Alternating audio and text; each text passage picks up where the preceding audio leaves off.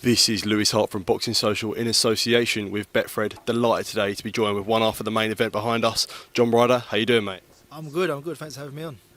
Behind you is the O2. You know you're going to be headlining this. How does that feel? You know, that opportunity to headline such a great historic venue like the O2. Well, it's great. I've been on some great cards at the O2. Never headlined as of yet, so it's great to tick that box now and be a headline. You had a lot of people calling your name, Jaime Munguia, Edgar Berlanga. Why Zach Parker? Why this fight? Why the O2? I think it just made sense. I think the Jaime Munguia fight went quiet. I think Edgar Berlanga was, I think he's suspended till mid-December, so I think this fight made perfect sense. I think Andrade not accepting, I think just it's panned out perfect. When you saw Andrade not wanting the fight and not accepting it, was this for you like, oh, I've got to step in, I'll take the fight? Well, initially I didn't realise that it would fall to me. I thought there would be someone higher rated or whatnot, but I think I'm pleased it's worked out the way it has, and it's a great fight. It's for the British fans. Everyone loves a domestic clash, don't they? Is it frustrating, you know, when you have people calling your name like Munguia, like Berlanga, especially when Munguia calls your name that fight, and then that fight went quiet, you know, a big fight like that? Is that not frustrating for you? It is, yeah, because I think people like to think that I'm the one shying away from it.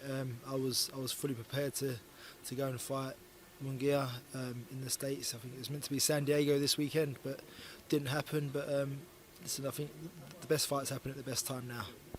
You're obviously from London, you know, you're a London boy, headline at the O2. You can't ask for much more than that, can you?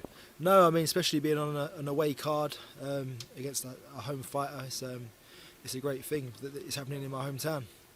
You're going to have a lot of people there to support you? Yeah, well, I hope to have a lot of support on the night. Obviously, we've got the Matchroom show across town in Wembley, but hopefully we'll get the majority of the fans over here. Is that a little bit frustrating for you, you know, Matchroom going on the same night? Nah, listen, it's not the first time. I think that Frank and Ed like to go up against each other and compare, so why not? It's good to be part of it. How does it feel to be in a big domestic fight like this that has such implications for world honours? Yeah, I mean, it's great. I mean, it's like winner stays on, isn't it? You get this win, you get to go on to big fights, and listen, regardless of Canelo, what he's doing next, there still is great big fights out there for either who wins. Like I say, like after this fight, the Munguia fight's still there, but if you go and chase the Munguia fight, the chance of this fight happening is gone then. Like I said, you've been on the end sometimes with some bad decisions, but I'm sure it felt good, you know, when a close fight like Danny Jacobs to finally, you know, get your hand raised there after being on the end of some questionable decisions on your end. Yeah, definitely. I mean,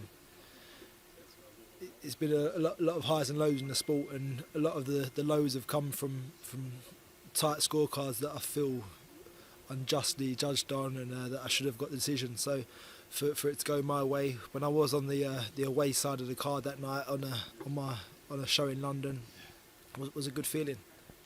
Is it important now to kick on when you get a statement win like Danny Jacobs? You know, you beat Zach Parker, you know, you're right in line to get that Canelo carrot dangled right in front of you. Yeah, definitely. I mean, this is my most active year since 2019. It sounds weird saying it with a two fight year, but yeah, get this win, and it can lead to a big 2023. Do you believe that Canelo will stay at 168?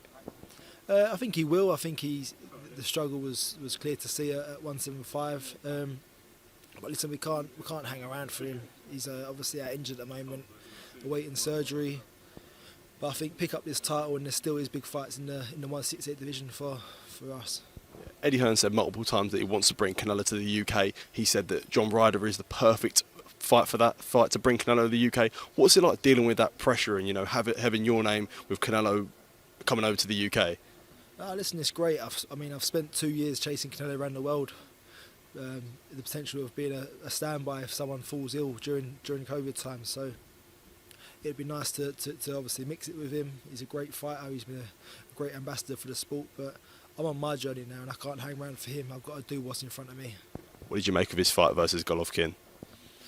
Neither of them was their vintage self, but he got the job done, and it's a shame that someone had to win and someone had to lose. I mean, Golovkin's been another great ambassador for the sport.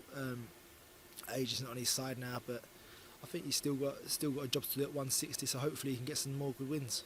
Going back onto Zach Parker, what do you make of him as an opponent and as a fighter in his career coming up through the professional ranks? Um, he's done it the hard way. He didn't have a big promoter from early on. He's come through. I think Neil Marsh has been backing him. Well, he's been talking like he's been backing him forever. So fair play. I mean, but he's done it the right way. Got the right opponents at the right times, and now he's here. I think this is his biggest test to date, and I'd say his acid test.